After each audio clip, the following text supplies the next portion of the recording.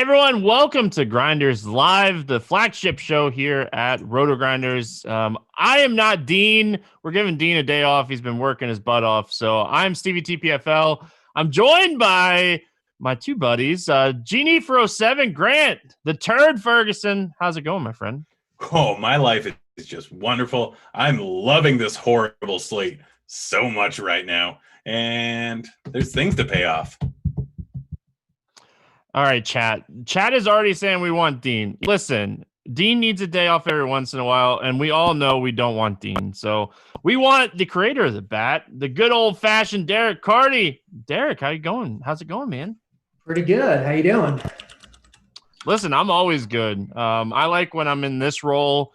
I've had like 2 bad days of like terrible pitching takes, so I get to like go on this side now and let you guys make the awesome, terrible pitcher takes. And, it's an interesting slate, Derek. I think like when we're looking at this one, this is probably one you're like kind of salivating, right? Like, there's some pitchers and it's like, so give me a quick overview of this slate and what we're kind of looking at here. So, I mean, the guy that people I think are going to try to shove into their cash games is Zack Greinke. And I think you can do that. I probably will wind up doing it. But Greinke's nowhere near a must-play. Like, Greinke's not a great pitcher. Like, he's a guy almost like Madison Bumgarner where his name value exceeds his actual talent. His velocity is down 2 miles an hour this year. His strikeout rate has only been average the past few years to begin with. He gets by on a really low walk rate and a really low BABIP. And if either of those jump up a little bit, people aren't going to think Zack Greinke is a great pitcher anymore. The Giants don't strike out a ton, and he's super overpriced at like 10.3K. So you can play him, but I think it's just as viable to go with 2 cheap guys. And it's a gross pitching slate. Like, there's nobody to like, and that includes Greinke for me. Like, I don't actually like Greinke. He's kind of just the best by default. But if you want to go with 2 cheap guys and hope to get 12 or 13 points out of them instead of 16 or 17 out of Greinke, I think that's totally fine. All right, Grant, before we get into breaking down the pitchers fully here, let's talk some SharpSide. Give us a quick overview of what we're doing with SharpSide over there. Over on SharpSide, guys, if you haven't signed up for it, sign up for it. There's literally free money to be had. It's basically the Tinder of sports betting. You swipe left, you swipe right, you do whatever you want on it, make any bets, test your sports knowledge, and get some free money out of it. They have a lock bet contest going on right now. All you have to do is make one pick of a certain amount of odds or better, lock it in, and if you get your streak up to 5, every additional pick you make after that, you get free FanDuel credit. Get signed up now. I currently have the Twins as my lock bet, but it was the same as Stevie. So I'm picking the Mariners today. Really like them. Absolutely on them. I think they win and win decisively going up against the Rangers today. So that is my lock bet suggestion, but more of a sports betting suggestion. Yeah, I got Minnesota minus 136 earlier today. I'm on streak number 4, so like I'm trying to get my streak to 5 over there on SharpSide. Derek, I know you like the Boston Red Sox money line here. Yeah, I mean, I think Boston, they've kind of struggled this year. I think they're an underrated team to begin with. Blake Snell, not going to go super deep into this game, hasn't, been his normal, Cy Young level self to begin with this year. Only going to go 75 pitches, will probably last maybe 4 innings. I think Boston is a strong bet here. All right, let's talk some pitching. The last time you guys did a show together, it was fun. Grant, you wanna remind Carty what happened the last time you guys did a show together? I think it was something along the line that I said the Diamondbacks were the best stack of the slate, who are all 1% owned, and McCullers was going to get negative points, and we made a nice little bet on that. How'd that turn out, Carty? I mean, I feel like I got cheated. It didn't work out well, but McCullers was perfect through 3 innings. And then all of a sudden they say, you know what? Even though it's 105 degrees, we're just going to yank the roof open. So you have the hot temperature. You have McCullers, who's used to the ball feeling a certain way, moving a certain way, completely being different, just right in the middle of the outing. And he got lit up. He went negative, which I was not expecting to happen. Do you remember how many negative points he had? Because wasn't it like every negative point you had to take a shot or something? we'll circle back to that here in a little while because Cardi, like you brought on some stuff, right? Oh, I got some stuff. So I'm going to take 2 shots. I'm going to take 2 big boy serious shots. So I'll do the first one now. So we got this stuff. It's called Slivovitz. In Slovakia, they love this stuff. I went to a Slovakian wedding last year. From the second you leave the church where they do the vows and everything, they start pouring you shots of this. The wedding goes all night. If the wedding doesn't go until 6 a.m., it's considered a disappointment over there. They drink this stuff like candy. But my wife and our family that came with us, they thought it tasted like gasoline. So I'm going to pour myself a double shot of Slivovitz. All right, Grant approved of this before we got rolling here. Listen, there's only 8 games. We're gonna get through everything and probably have plenty of extra time. Cardi, bottoms up, my friend. Let's go. All right, Grant. Let's he didn't even phase. Like, it doesn't taste like gasoline. It didn't even phase him. So all right, let's start with pitching. Derek, I'll let you get us kicked off here. You kind of already mentioned like Zack Greinke. I don't like Greinke at all. I think he's way overpriced. Give us some options that we can kind of look at here. Yeah, so I mean, Zach Eflin, I think, is going to be the chalky cheap guy. He's 6.4K. He's facing the Baltimore Orioles. The Phillies, I think, have the highest Vegas total on the slate, and so he's going to be super popular, and for good reason. I think you should probably be playing Eflin in cash games. I think there's probably 3 other cheap guys, though, that you can consider pairing with him in cash games and that you can definitely have heavy exposure to in GPPs. Jordan Lyles and Taijuan Walker on opposite sides of the Seattle-Texas game. I like Lyles in particular. Obviously, people think Seattle is bad. They are bad. They strike out a lot. Bill Miller is the umpire, so one of the best possible umpires that he can get. Jeff Mathis behind the plate, so good pitch framing. And the roof probably closed. We haven't gotten an official announcement yet, but the roof should be closed, which should mean, quote unquote, the best pitching weather. Walker on the other side of this game has basically all of the same things working in his favor, just not as weak of an offense in the Rangers, but still, not a great offense and an offense that can strike out a little bit. And Walker's got good stuff. Like, he definitely has upside. So I think it's those 2 guys, and I think it's Eric Lauer, who's the one that will probably be the really sneaky GPP guy, and I think is a borderline cash option. He's 6.5K. He's very cheap. He's facing the Twins, and so no one's going to want to play him against the Twins when you have these other cheap options in much more obviously good spots. But he's a decent enough pitcher. Looks like he should be getting stretched out enough to go maybe 90 pitches. And on this slate, a guy like that I think is totally fine. Grant, let's start it off here with, kind of Zach Eflin, and you can talk on the other cheap guys that we mentioned, and then we'll kind of do it backwards. Then we'll go to the top and talk about those guys. Grant, give me your thoughts on these cheaper guys.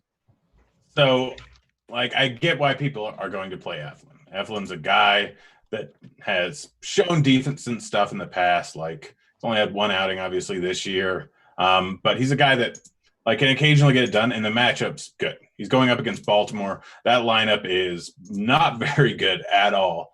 I understand completely. I'm probably full on fading him. Eflin, anytime that he seems to be chalked, I know this isn't stats-based, but he tends to get blown up a little bit. This Baltimore lineup is bad, but I don't think it's as bad as people realize or as bad as people think. Eflin's going to be 40% owned. Yes, he's cheap, but what are the odds that he ends up getting outscored by any number of other guys on this slate? I mean, you already mentioned 2 of them, Cardi, like Lyles and Walker. Lyles has arguably a better matchup, better everything. He's maybe not be a better pitcher, but he has better strikeout stuff last year. Hasn't carried over fully this year. Has been a little wild, but he's got a good pitcher's umpire behind the slate.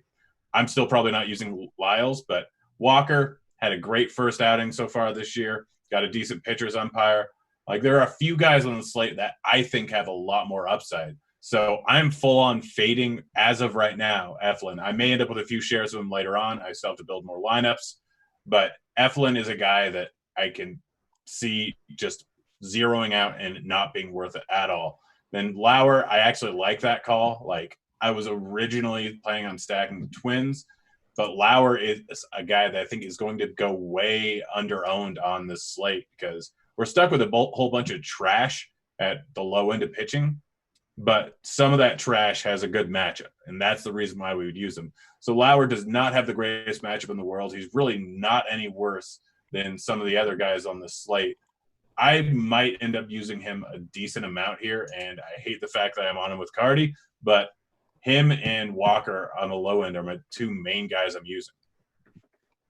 Listen, the Twins are my favorite stack in the slate, so I might disagree with you guys just a little bit. But I hear your points. I'm not playing Zack Eflin. Like, there is no way I'm playing 40% owned Zack Eflin. Like, I'm not playing cash games on this slate, so let me start off with that. But there's no way in tournaments I'm playing Zack Eflin. I'll play Eric Lauer before I play Zack Eflin in tournaments. So let's talk about these guys more. I just want to point out real quick. You talk about those three guys, Eflin, Walker, and Lauer. In the bat, they project within 0.2 of a point of each other. So if Eflin rather is going to be 10 times the ownership of Lauer or 4 times the ownership of Walker, it just doesn't make sense to play Eflin and GPPs. At least, be underweight at least. All right, let's talk Blake Snell. Derek, probably not going to throw enough pitches, right? Just overall here. They're saying 75 pitches or 5 innings, whichever comes first. I think he gets to 75 before he even gets to 5 innings. You just can't play him at this price. It's not even a good matchup. It's in Fenway. So, any interest in Kenta Maeda? Yeah, I saw his ownership projection is really high. I can't get on it. He's fine, but it's not like he's this amazing pitcher. I think his numbers were boosted a little bit by the good context of the Dodgers. The matchup isn't fantastic. I know people are talking about, well, the Brewers are striking out so much this year. It's been 4 days, guys. Team strikeout rate after 4 days does not matter that much. The Brewers are a little bit above average in terms of strikeouts, but they're not this super strikeout heavy offense that's going to regress. He's way too expensive for a guy who doesn't have a super long leash, hitter's umpire. I just can't really see Maeda. In GPPs, sure, I guess, if he's not going to be super high owned, but he is going to be high owned. So, at his ownership, at his price, at his projection, it's a hard pass for me. A couple questions in chat, and then I'll get your thoughts, Grant. But Derek, can you play Maeda in cash games on FanDuel on a one-pitcher site?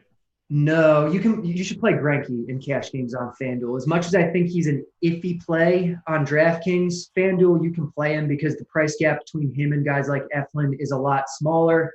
The pricing's always softer on FanDuel anyway, so I think Greinke's probably your guy over there. Great. Grant, any interest here in Snell or Maeda? Snell, no, I don't like it. It's just not worth it with. I think they said he's going to be held to 70 pitches. Was it they said 75. Earlier? 75. That was it. So at that, yes, he can absolutely pay off his price tag, but it's not going against the easiest offense in the world. And I just want some more upside. Although Maeda may only go an extra 10 pitches than Snell in all likelihood. I actually have a lot more interest in Maeda than I do on Greinke. Greinke, I understand he is who he is, and it's a much better matchup than the other guys. But Greinke is just not going to go that late into the game, is my guess.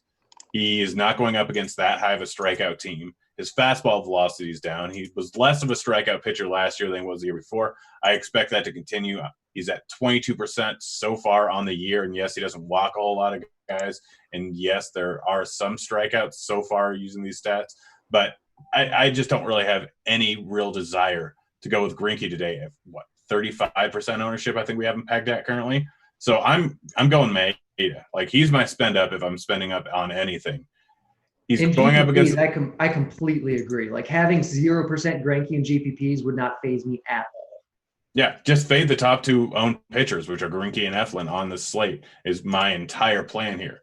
Maeda, he's going up against the lineup. You say there's not that much strikeouts in it, and you say that they've been striking out a lot this year. Well, who knows? That could continue, and if it does, that's great. But you look at the numbers since the beginning of last year, and there's one guy in this lineup that has less than a 20% K rate against righties so far since the beginning of last year. And it's Sogard. I get he can work the count and just piss me off randomly. But a lot of guys are lefties in this lineup that strike out at a decent rate.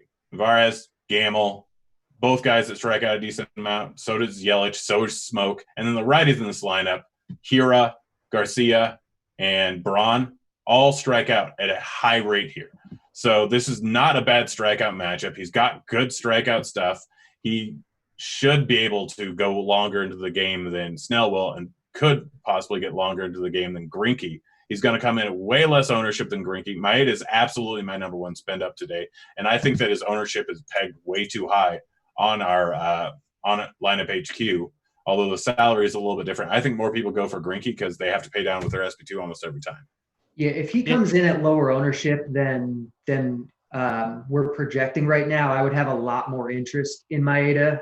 If he comes in at 25% ownership, that's the third highest guy on the slate. That just would have no appeal to me. I didn't notice that Braun's back in the lineup. That's yeah, actually, I didn't either. I don't think that really right works in his favor. Like, that's another legitimately good bat in this lineup for a lineup that has kind of been operating at half capacity so far this year. So that kind of explains a little bit, I think, why Maeda's projection is a little lower than I was maybe expecting it to be. Yeah, see, I like Maeda. Like, he's my top arm. If I was paying up, like, even on FanDuel, I play like 1 to 3 main teams over there, and like he's the guy that I'm getting in most of my lineups over there too. So, let's talk Tanaka. Like, we worry more like the pitch count about Tanaka, Derek, but like the matchup on paper, this Atlanta team dealing with a couple injuries, striking out an alarming clip. I know like you hate small sample sizes, but like it's a 60-game season. We are dealing with small sample sizes all year this year. What are your thoughts here on Tanaka? I don't have a lot of interest in him. Like you said, Atlanta projects for a little bit below average in terms of their strikeout rate. There's no Acuna, which is nice. No Albies.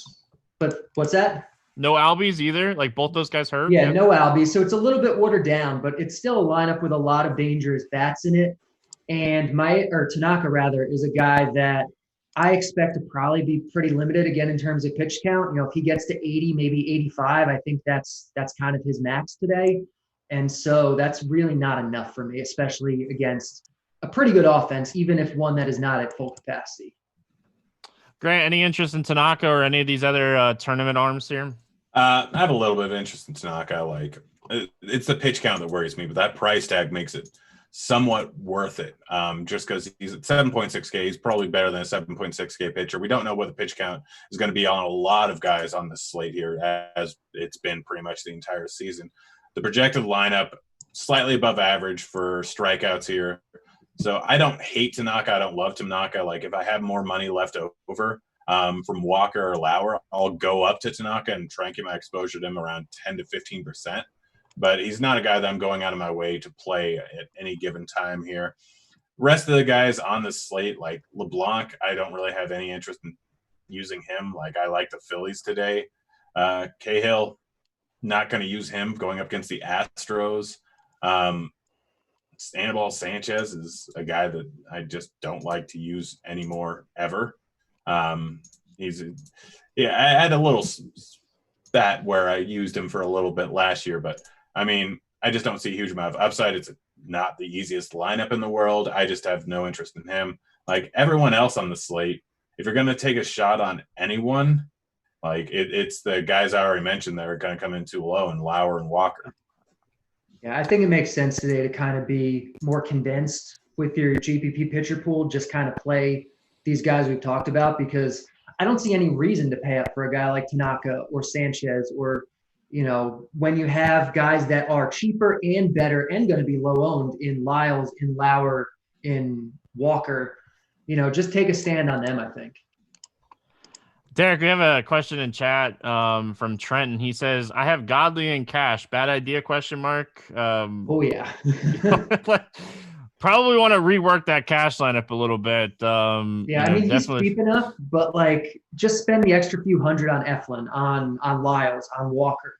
He's I think he's working on like 3 days rest. He's probably not going to go super deep. He hasn't gotten super stretched to begin with anyway this year. It's in Fenway. It's against a good Rays team.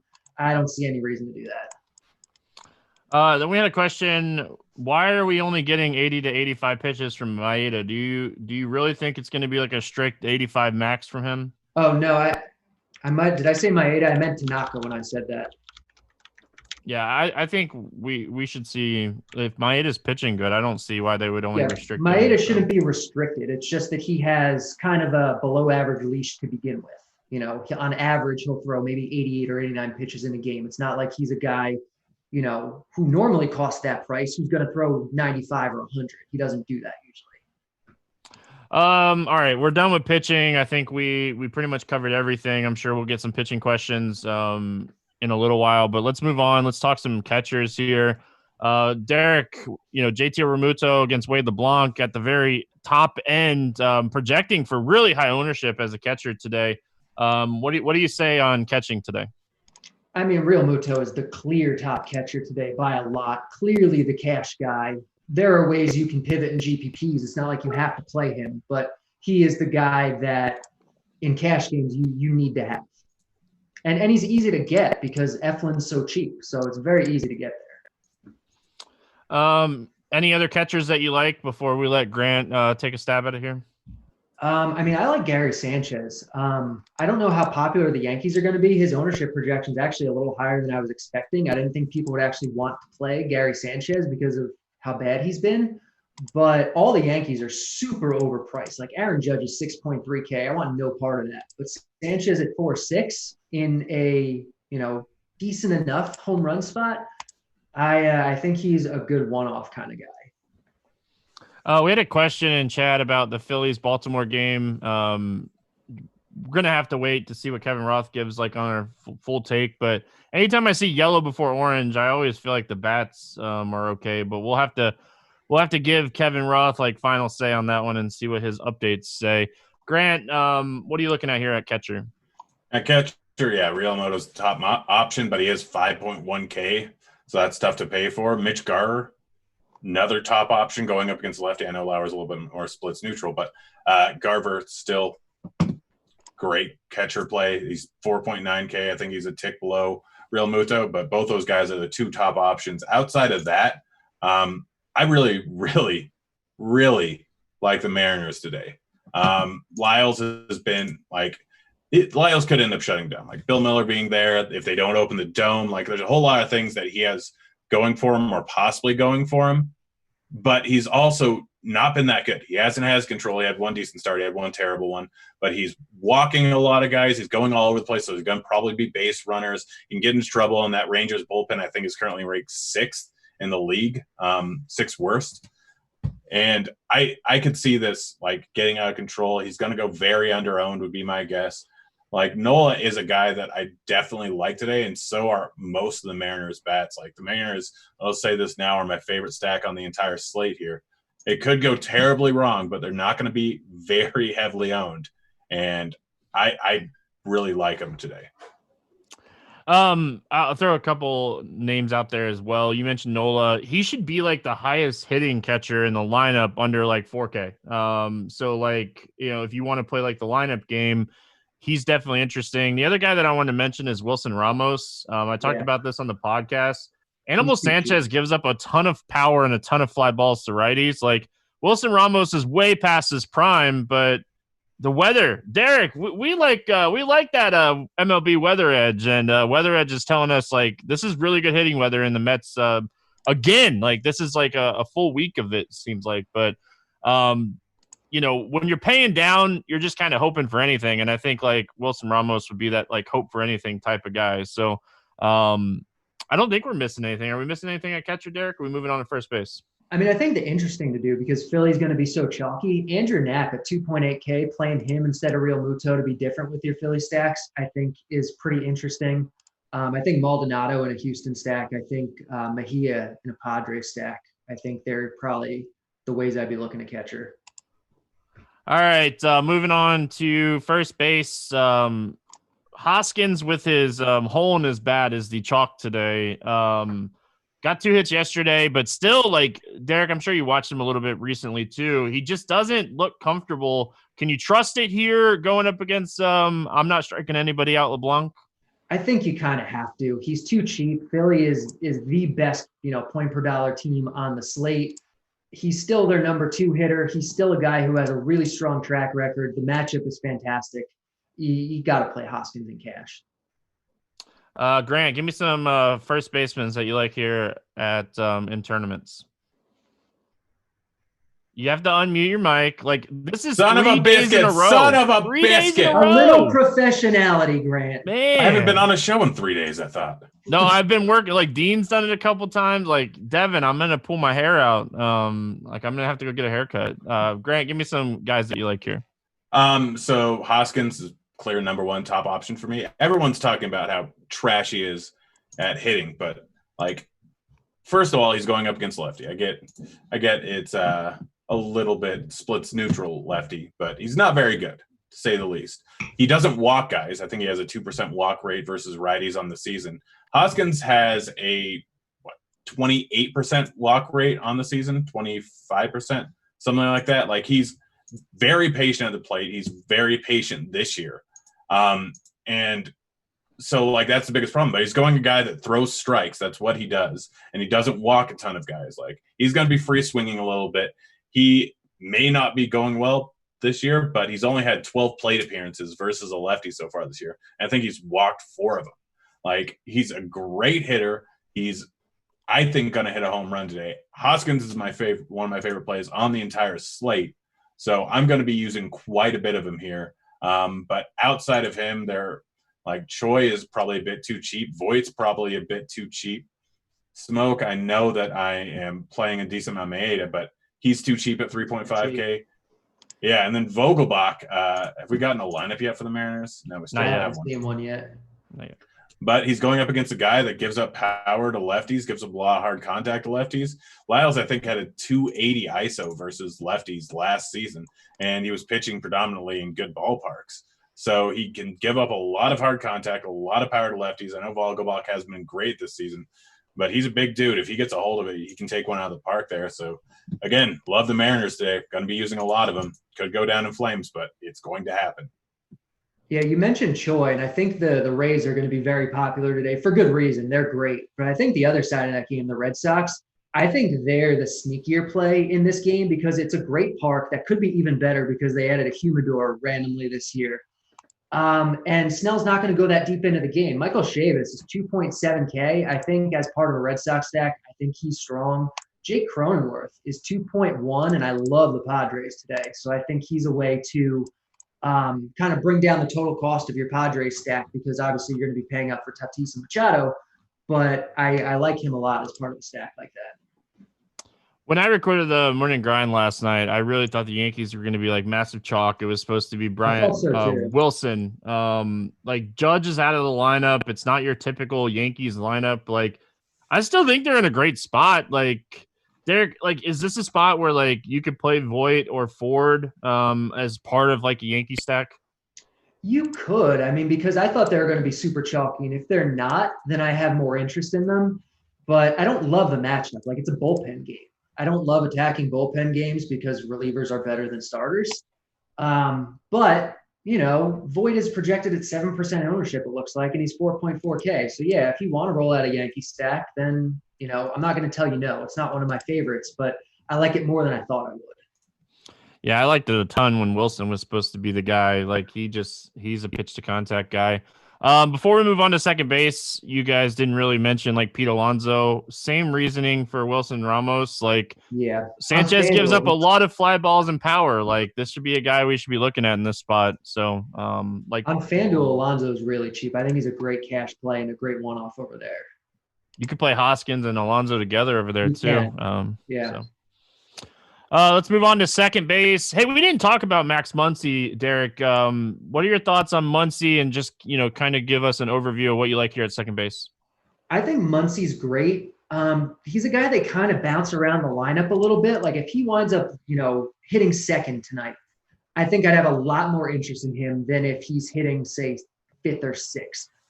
It's a great matchup, I think, against Zach Davies. The bat loves the Dodgers. When I looked earlier today, that was the highest team total on the slate according to the bat. It wasn't Philly the way Vegas is. The bat was like 3/4 of a run higher than Vegas on the Dodgers.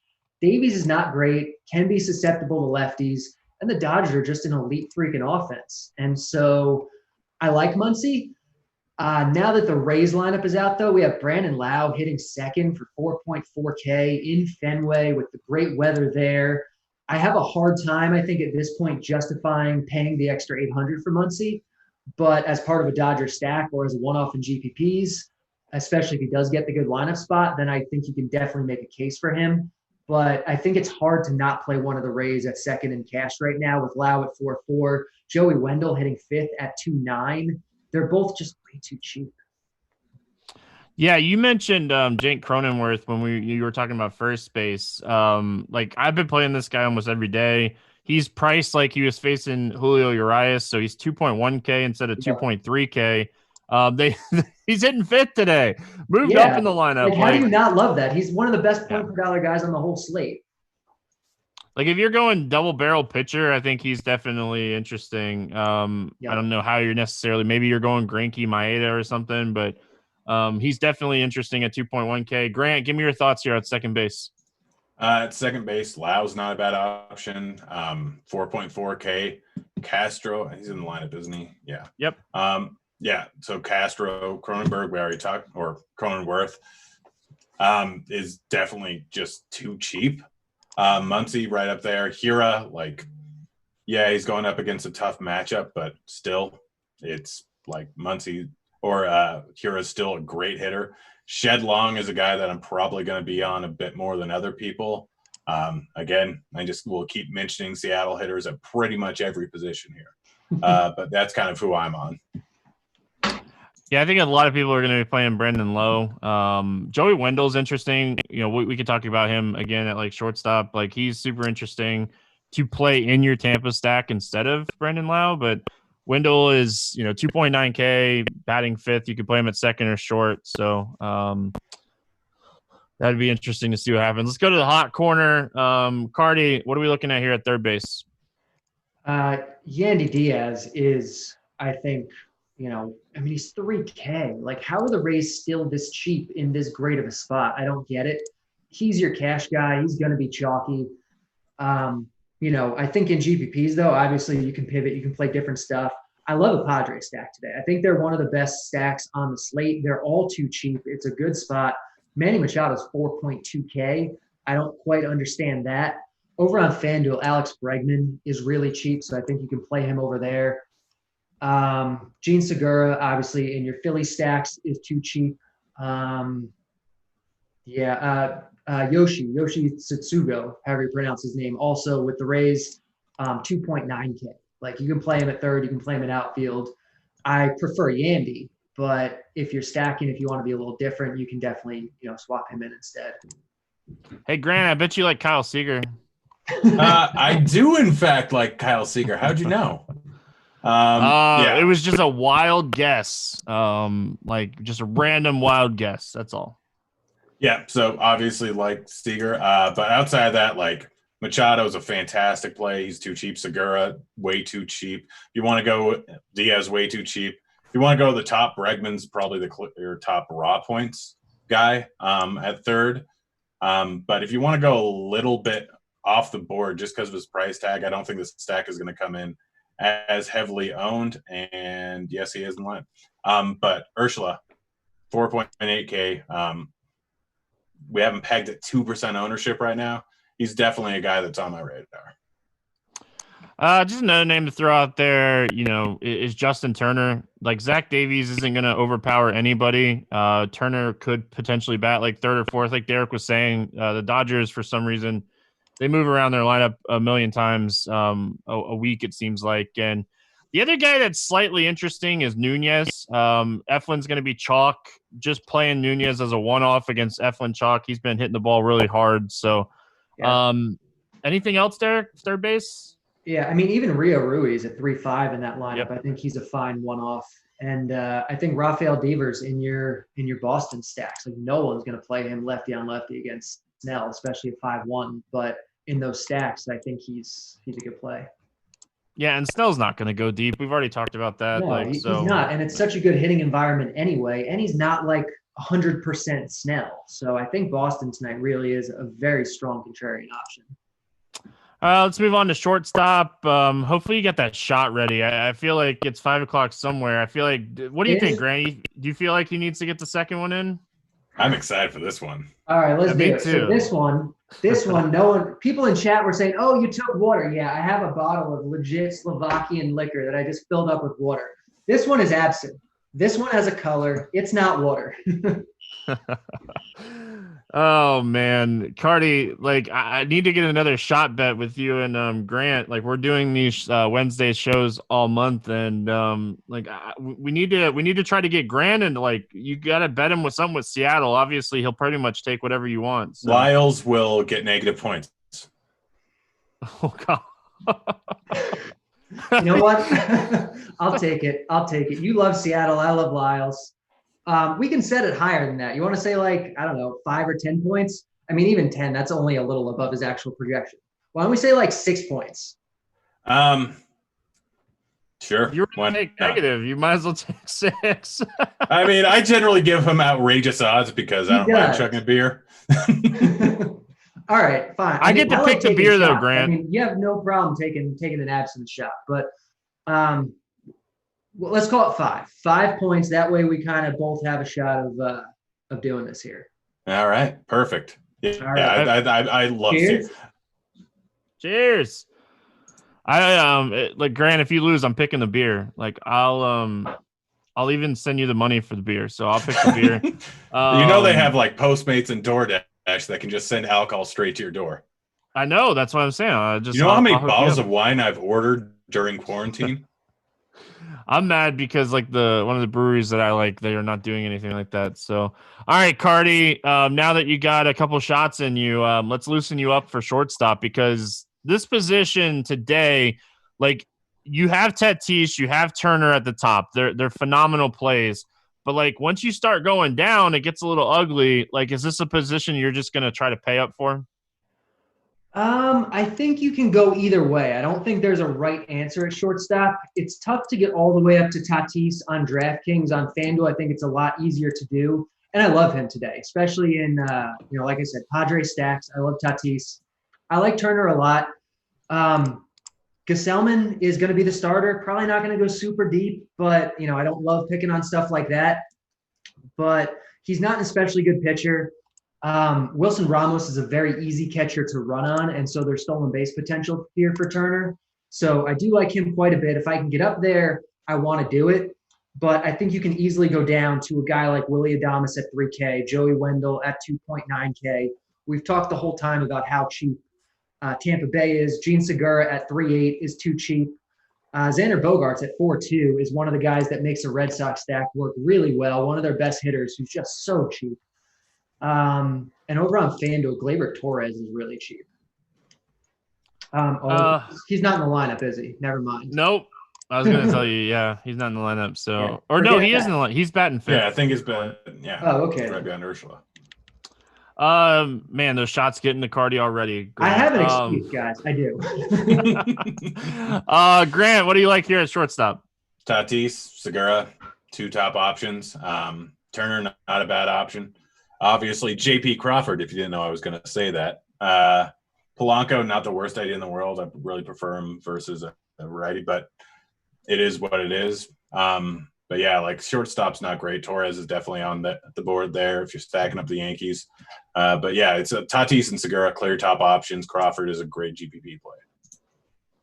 Yeah, I'll throw out Polanco as well. He's pretty cheap if you're stacking Minnesota like me. I don't think a lot of people will play Polanco. He's much better from the other side of the plate, but like if you're stacking Minnesota, you want Lauer out early. So, but yeah, like you guys didn't mention Carlos Correa. He's moved up to the 5th spot. Cahill's not anybody that you're like super worried about. So I think he's in play.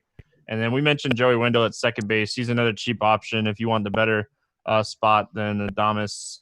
Let's move on to the outfield. We have a ton of options at the outfield position, Derek. I think we're going to see quite a few people play Bellinger and Austin Meadows under 5K today. I mean, they're just too cheap. Meadows is in this awesome spot, and all the Rays are underpriced. And for some reason, Bellinger is underpriced. Like, he's one of the best hitters in baseball. The Dodgers are, I think, the best team on the slate in terms of their run projection. And he's 4.9K. So they're kind of your locks almost, I think, in cash games, Meadows especially. and then you're just figuring out who your third outfielder is around them. Grant, when we're looking at the top end outfielders here, what's your thoughts? I mean, Bellinger, Harper, Meadows, Cruz, probably my four top guys. After that, obviously Judge, but yeah, for the outfield, there's a lot of good prices or good hitters at the top there.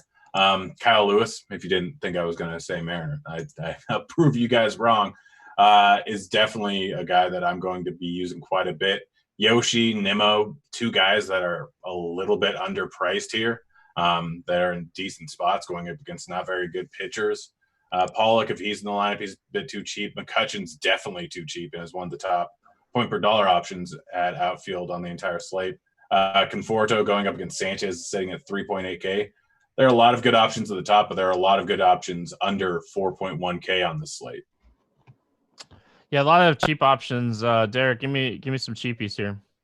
Yeah, I mean, we've talked about the Rays the whole time, but, Grant mentioned Yoshi. Kiermaier at 2.8 is too cheap. Kevin Pillar on the other side is leading off at 2.6K. This Boston stack is just too cheap. I think they're great. I think you can put together a decent Mets stack. Grant mentioned Nimmo. You can throw them together with Ramos and Alonso, and, you can do a pretty good cheap Mets stack and spend up on other stuff. Grisham at 3.4, hitting second for this Padres stack that I love. Obviously, McCutchen with the Phillies as a cash play is great. That's kind of outfield. Christian Yelich is a guy who could go overlooked a little bit tonight and would have some leverage against what sounds like could maybe be Maeda chalk. So I think Yelich at 5.1 is a little underpriced. There's a lot of guys that are underpriced at outfield tonight.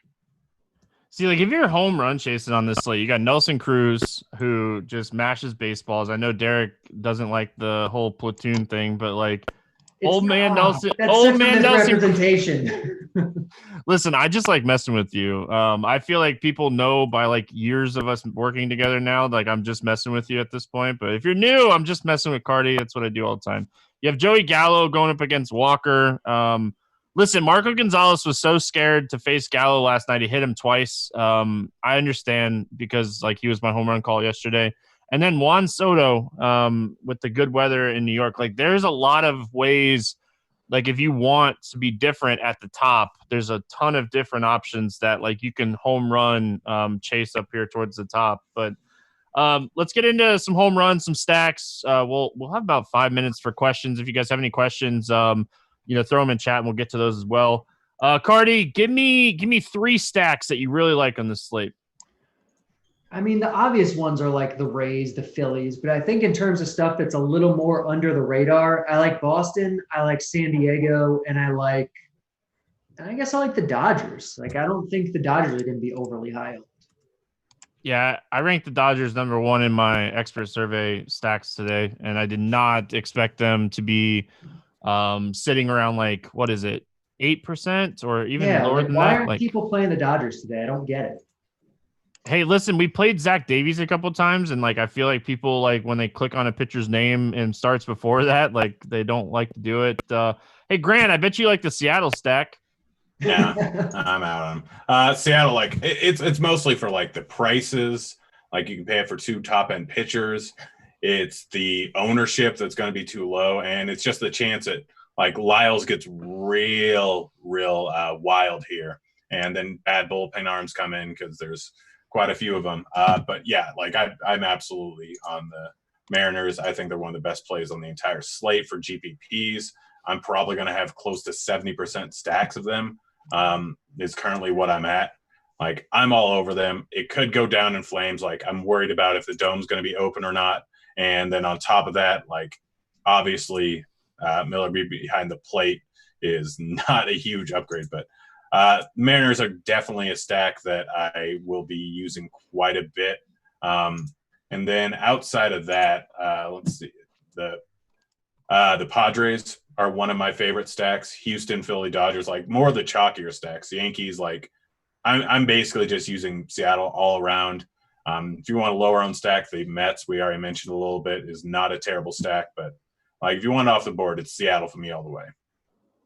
Yeah, I like the Dodgers, the Twins, the Phillies. I'm going pretty chalky. I'm fading, the two highest on pitchers, so I feel like I can do that today. All right, Cardi, give me 3 home runs. Give me an expensive, a mid-range, and a cheapy home run. All right, so expensive. Let's go Pete Alonso, because I think he's a little off the board, but I think his home run chances are great tonight with Adam Ball's reverse splits. Mid-range, let's go Rhys Hoskins. I know people are down on him, but the skills are still there. The matchup is great. I like Hoskins quite a bit. In terms of a cheap guy, let's go I don't know. Let's go Joey Wendell. Like, I don't know if necessarily the home run is there, but definitely a home run's worth of points are within his grasp. All right, Grant, see Cardi and raise him. Vogelbach, Kyle Lewis, Kyle Seager. Done. I knew it was coming. I was waiting for it. All right, so we have about 4 minutes. I'm going to rapid fire questions here and try to there's like 10 to 15 questions in YouTube chat. Appreciate you guys hanging out in the YouTube chat. I know you guys are talking about Dean. Hit the like button. Tell him you miss him. So, and yes, my mic is not popping. Don't lie to him. Definitely, don't lie to him. But Cardi, I'll go with you on this one. DK, GPP, third base, Manny Machado or Ursula. I have Padres and Yankees stack. Go Machado. Yeah, I'm with you on that one. Grant, sneakish stack for FanDuel tournaments. Seattle. Yeah, Seattle. Watch the show. No, as you can't handle the truth. Cardi, I know you love these types of questions. Dodgers, Padres, these teams have been going at it. Do you like a game stack? I do, because I love both teams independently based on the quantitative factors, not based on going at it necessarily. But I do love both teams tonight. Grant, give me your thoughts on New York really quick, as far as like a stack. The Yankees. I mean, they're a good stack. They're looking like they're going to go under owned. So I'm probably like, before the show, I didn't really look at ownership too much, but they are too under owned at what they're currently at. So definitely going to be using a bit of them. Grant, Moore, Seager, FanDuel, third base. I'm guessing that's a Seattle question. Yeah, I'd go Seager. Top arm, Derek. Who do you got? It's Greinke in a raw point sense. It's probably Eflin or Lyles in a point per dollar sense. So, do with that what you will. Grant, favorite two arms for tournaments on DraftKings. GPP arms. Walker and Maeda. I like Maeda a lot. We did not talk about the Gasell. Do you have any interest, Cardi? I mean, 4K is an interesting price. I would be interested if there was, I think, a format to play him. Like, there's these other cheap guys in cash games, and in GPPs, he's going to be limited to, I think they said, like 50 to 60 pitches or something like that. So he doesn't have the upside for GPPs. There's just not a format that he really works for, I don't think. Yeah, even with the arms like being so kind of spread out today, I just don't think like this is the slate. Grant, finish us off here. Shortstop punt on FanDuel. Torres, Polanco, or Wendell? Torres. Yeah. Again, if you guys haven't checked out SharpSide, make sure you check that out. Cardi money line, Grant and I both like Minnesota money line today. So make sure you guys are checking that out over there on sharpside.com. All the details for the street contest. That's going to wrap it up. It's been fun working with Cardi and Grant. Make sure you guys are staying tuned here for Kevin Roth. Cheese is good. STL cards, bringing you guys home on crunch time if you're a premium subscriber. Hit the like button. Tell us you like the show, and we'll see you guys next time. Hey, kids.